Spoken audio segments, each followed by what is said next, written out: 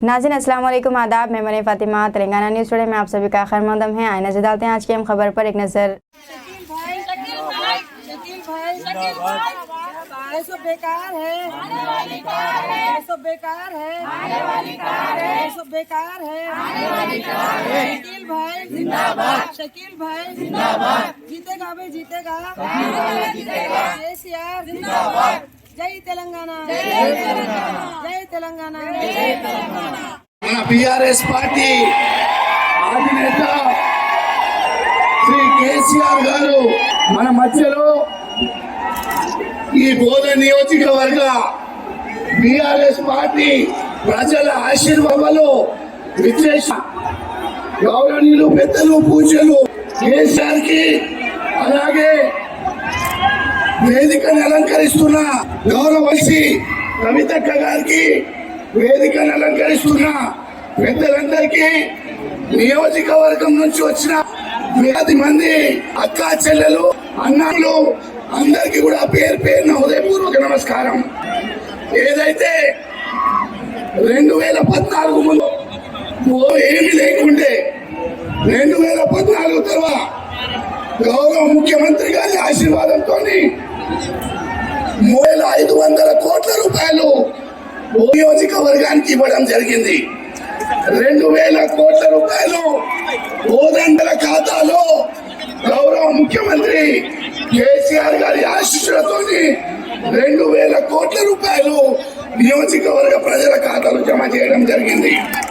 Sir, అనేక అభివృద్ధి పనులు బోధన్ నియోజకవర్గంలో మీ ఆశీర్వాదంతో ఈ రోజు బోధనలో అనేక రంగాల్లో అభివృద్ధి చేసుకున్నాం సార్.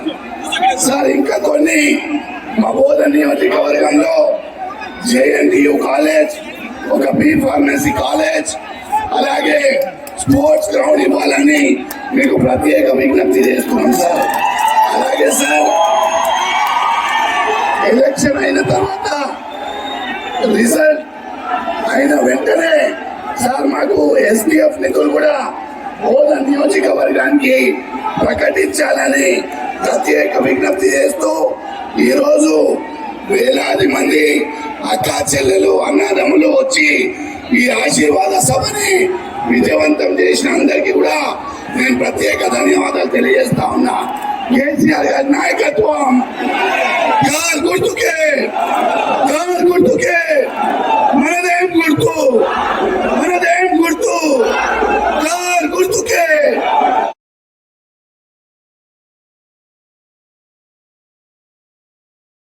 में क्या क्या हमें मिला वो एक बार आप याद कर लीजिए. किस तरीके से बीआरएस पार्टी का आप सबके साथ प्यार से कैसा मिलना जुलना है, कैसा यहाँ पे तेलंगाना में अमन हमने कायम करके रखा है, आप एक बार सोच लीजिए. वैसे तो सियासत में अलग अलग तरीके के लोग आएंगे, आपको कंफ्यूज करने का कोशिश करेंगे, लेकिन आपके बहन होने के नाते मैं आपसे एक बार गुजारिश करती हूँ, हमें पार्टियों के बीच में फर्क परखना चाहिए, फर्क परखने की आदत डालनी चाहिए. क्योंकि चमकने वाला हर वो चीज सोना नहीं होता है, चमकने वाला हर एक चीज सोना नहीं होता है, और हर एक लीडर केसीआर नहीं होता है, मुसलमानों का हमदर्द नहीं होता है. ये बात आपके जहन में रख लीजिए. जब पोलिंग के लिए जाएंगे तो कार की निशानी को आपका वोट दीजिए, हमारे शकील भाई को बड़ी तादाद से जिताइए. अब सबसे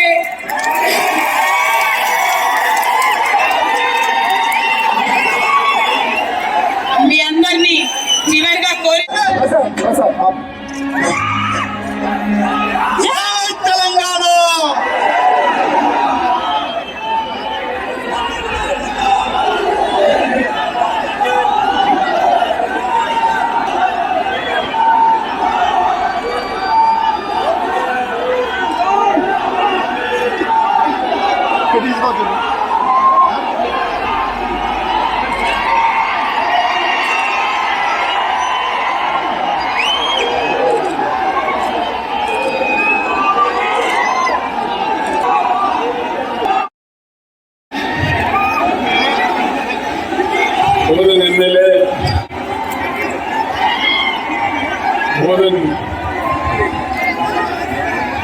నియోజకవర్గ బీఆర్ఎస్ అభ్యర్థి మిత్రులు షకీల్ గారు,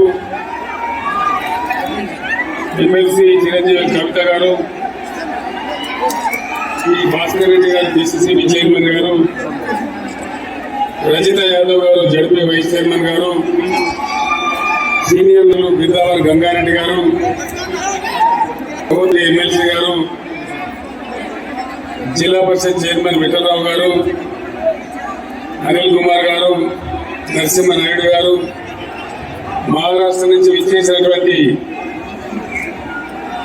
మహారాష్ట్ర బీఆర్ఎస్ రైతు విభాగం అధ్యక్షులు శ్రీ మాణిక్ కలాం గారు, శ్రీ శంకరన్న దొంగలే గారు, వారితో పాటు వచ్చేసిన మిత్రులు, బోధన్ నియోజకవర్గ నలుమూలల నుంచి విచ్చేసినటువంటి అన్నదమ్ములకు, అక్క చెల్లెలకు అందరికీ నా నమస్కారం.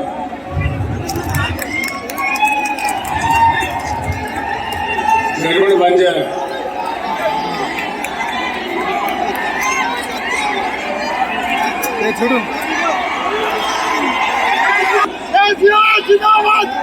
తెలంగాణ వచ్చిన తర్వాత మూడవసారి మనం అసెంబ్లీ ఎన్నికలకు వెళ్తా ఉన్నాం.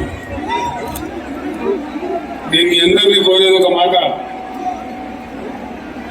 మన భారతదేశంలో ఇంకా కూడా ప్రజాస్వామ్య ప్రక్రియలో రావాల్సినటువంటి పరిణతి రాలేదు. ఇంకా కూడా కులం పేరు మీద, మతం పేరు మీద కొట్లాటలు, పంచాయతీలు, జూటా వాగ్దానాలు, ఎలక్షన్లు వచ్చినాయంటే ఆరోపణలు, అభాండాలు, అంతా పిచ్చి పిచ్చిగా ఒక నాయిసీగా గడపడి జరుగుతూ ఉంటాయి. దీనికి కారణం ఏంటి అంటే ప్రజాస్వామ్య ప్రక్రియలో రావాల్సిన పరిణతి రాకపోవడం. నేను మీ అందరినీ ఒక మాట కోరుతా ఉన్నా, నేను చెప్పే 4 మాటలు మీకు కొద్దిసేపు స్లోగన్ లాపి శాంతిగా వినాలని చెప్పి నేను మనవి చేస్తా ఉన్నా. కారణం ఏంటంటే ఏ దేశాలలో అయితే ప్రజాస్వామ్య ప్రక్రియ మెచ్యూర్ అయిందో అక్కడ బ్రహ్మాండంగా ఆ దేశాలు బాగుపడ్డాయి, అభివృద్ధిలో ముందుకు చూసుకొని పోతా ఉన్నాయి. మనం కూడా అట్లా బాగుపడాల్సిన అవసరం ఉంది. ఎన్నికలు వస్తాయి పోతాయి, మీరు కూడా చాలాసార్లు ఓట్లు వేసినారు. ఈ ఎలక్షన్లు కూడా 30 తారీఖున ఓట్లు పడతాయి, ఎవరో ఒక ఆయన గెలుస్తాడు, అది మనకు తెలుసు. కానీ కథ అక్కడికే ఆగిపోదు, దాని తర్వాత చాలా కథంగా ఉంటుంది. ఈ ఎన్నికతోనే అయిపోదు. ఏ బాబు లొల్లి పెట్టదే,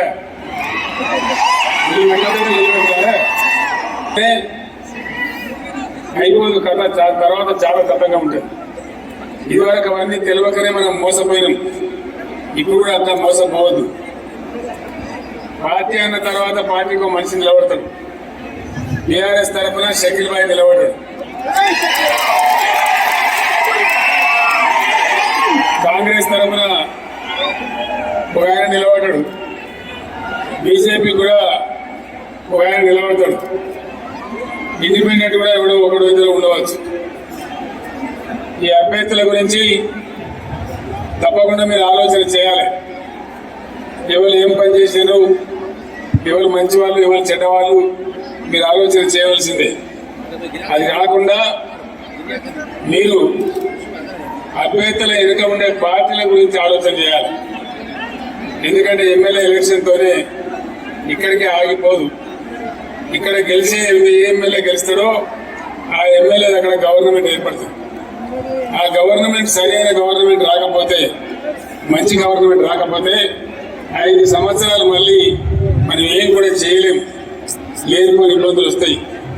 కాబట్టి పార్టీల యొక్క పద్ధతి ఏంది, ఏ పార్టీకి అధికారం ఇస్తే ఏం చేసినారు, ఎవరు ప్రజల కోసం ఆలోచించినారు, అందరి గురించి ఎవరు పట్టించుకున్నారు, ఇవన్నీ కూడా చర్చ జరగాలి.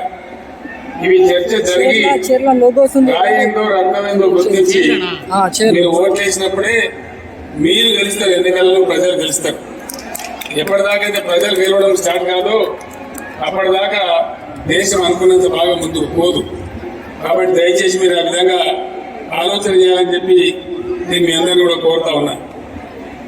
పార్టీలు అన్నప్పుడు మీ అందరికీ తెలుసు, బీఆర్ఎస్ పుట్టిందే తెలంగాణ ప్రజల కోసం, తెలంగాణ ప్రజల హక్కుల కోసం, తెలంగాణకు నీళ్ల కోసం, తెలంగాణ మంచి చెడుల కోసం. కాంగ్రెస్ పార్టీ 50 సంవత్సరాల అధికారంలో ఉంది. 75 ఏళ్ల నుంచి పరిపాలనలో ఉండి మన రాష్ట్రంలో 50 ఏళ్ళు పరిపాలన చేసినారు. మరి 10 ఏళ్ల బీఆర్ఎస్ పరిపాలనలో ఏం జరిగింది, 50 ఏళ్ల కాంగ్రెస్ పరిపాలన ఏం జరిగింది, మీరందరూ దయచేసి ఆలోచించాలని చెప్పి నేను కోరుతా ఉన్నాను. ఉన్న తెలంగాణ ఊడగొట్టిన పార్టీ ఎవరు? తెలంగాణ మనకే ఉండే, బ్రహ్మాండంగా ఉండే, మంచి పంటలతోని నిజాం రాజులు, కాకతీయ రాజులు కట్టించినటువంటి బ్రహ్మాండమైన ప్రాజెక్టు చెరువులతోని చాలా బాగుండే. దీన్ని తీసుకుపోయి జబర్దస్తిగా తెలంగాణ ప్రజల అభిష్టానికి వ్యతిరేకంగా ఆంధ్రప్రదేశ్ లో కలిపితే ఆ చిన్న తప్పుకు 58 ఏళ్లు మనం కొట్లాడాల్సి వచ్చింది. 58 ఏళ్లు. 69లో ఉద్యోగం వస్తే 400 మందిని కాల్ చేసినారు. ఈసారి కూడా నేను ఉద్యమం మొదలు పెడితే మీరందరూ కూడా కలిసి వచ్చినారు. బోధనలో కూడా చాలా పెద్ద ఎత్తున నెలల తరబడి నిరాహార దీక్షలు జరిగినాయి. ఇక్కడ హెడ్ మాస్టర్ గారు ఉండే, ఆయన ఆధ్వర్యంలో అనేక సార్లు నేను కూడా ఇక్కడికి వచ్చినాను, టెంట్ కాడ కూడా వచ్చినాను ఉద్యమ సందర్భంలో కూడా. అంత బాధ మనం ఎందుకు పడాల్సి వచ్చింది? ఈ దుర్మార్గమైనటువంటి కాంగ్రెస్ నాటి నుంచి నేటి దాకా కూడా తెలంగాణకు శత్రువే కాంగ్రెస్. అది చేసిన మళ్ళీ 2004లో మనం కొంచెం గిలగిలి అనగానే మీతో పొత్తు పెట్టుకుంటామని వచ్చినారు. మంచిదని నమ్మి మనం పొత్తు పెట్టుకున్నాం, తెలంగాణ ఇస్తామని చెప్పినారు. మరి 2004లో గెలిస్తే ఇక్కడ అధికారం వచ్చింది, అక్కడ అధికారం వచ్చింది. 2005లో 2006లో ఇవ్వాలి కదా, ఇవ్వలేదు. 14-15 ఏళ్ళు గడిపించినారు, దోగా చేసినారు, కింద మీద చేసి మళ్ళీ మోసం చేసే ప్రయత్నం చేసినారు. ఇదే బీఆర్ఎస్ పార్టీని చీల్చి ఎమ్మెల్యేలను కూడా కొనే ప్రయత్నం చేసినారు. ఉద్యమాన్ని మొత్తం ఆగం పట్టించి మరొకసారి ద్రోహం చేసే పరిస్థితి చేసినారు. కానీ ఈ దఫా తెలంగాణ గట్టిగా నిలబడి మనందరం కూడా పులిలాగా కొట్లాడినాం కాబట్టి, కాంప్రమైజ్ కాలేదు కాబట్టి విధి లేని పరిస్థితుల్లో ముందుకు వచ్చి తెలంగాణ ఇచ్చినారు. అందులో ఇంతమంది పిల్లలు చనిపోయారో మీకు తెలుసు. మన ఉద్యోగులంతా రోడ్ల మీదకి వచ్చి సకల జనుల సమ్మెలు చేసినారు.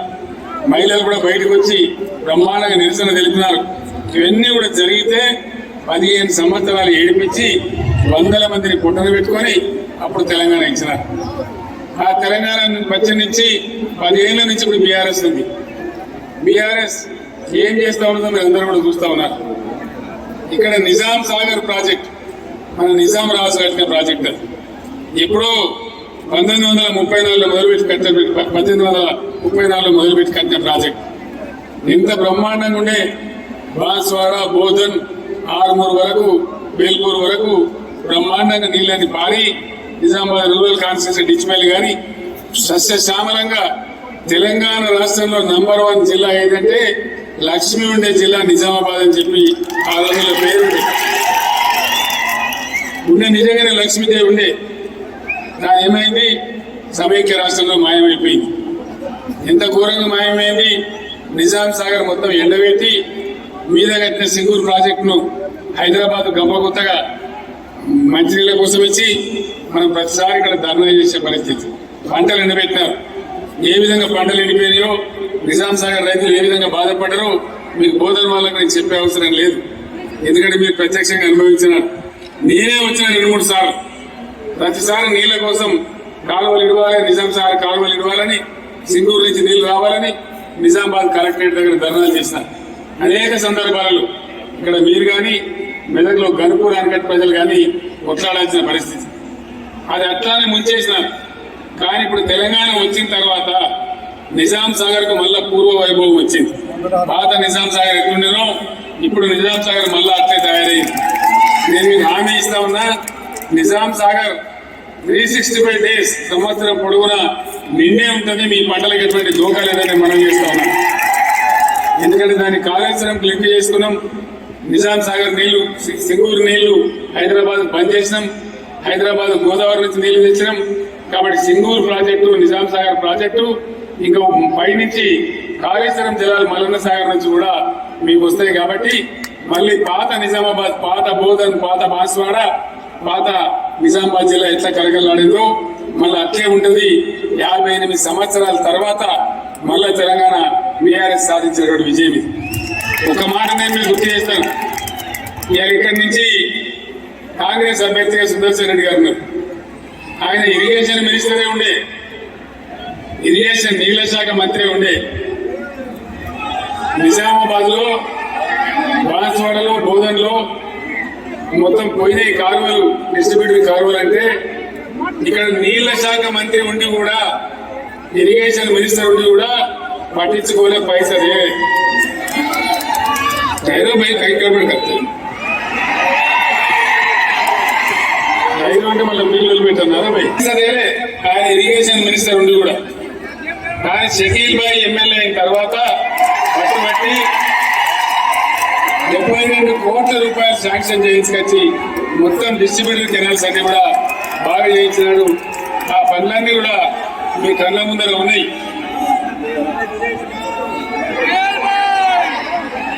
ఇరిగేషన్ మంత్రి ఉండి ఒక రూపాయి తెలియదు కానీ, ఒక గజం కాలువ కూడా మంచిగా చేయలేదు. కానీ షకీల్ గారు ఎమ్మెల్యేగా అయిన తర్వాతనే ఆ కాలువలన్నీ మంచిగా అయినాయి. दीजिए नाज़रीन, मरियम फातिमा को इजाज़त। मिलते हैं अगली खबर के साथ। तब तक के लिए हमारे चैनल को लाइक, शेयर और सब्सक्राइब करना ना भूलें। अल्लाह हाफिज़।